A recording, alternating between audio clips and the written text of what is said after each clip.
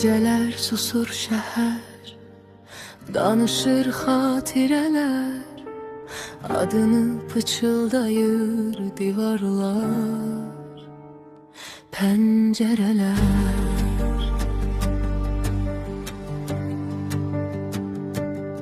Bir vaxtlar gülen gözlerim indi seni axtarır.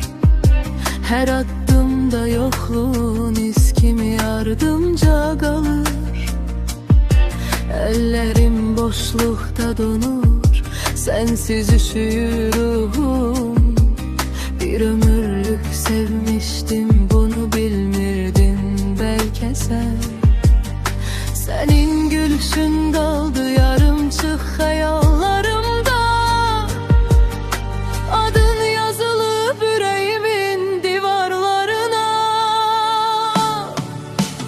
Getdin ama kaldın içimde, bir ömür yanacak bu sevda. Seni sevmek günah olsa da ben bu günahtan vazgeçmedim asla. Gittin, dünya sustu birden, yüreğim sensiz dözmedi hiç zaman.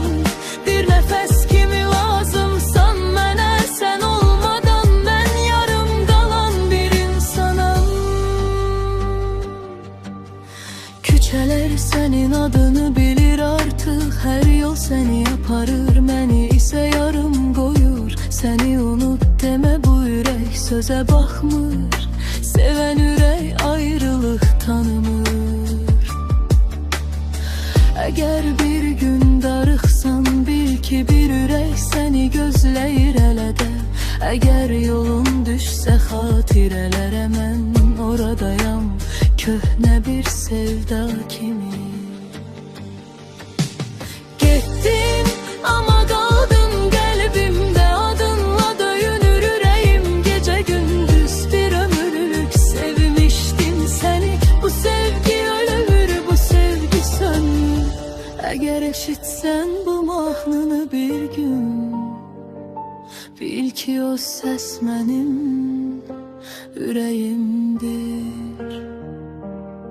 Seni hələ də sevən, seni hələ də gözləyən.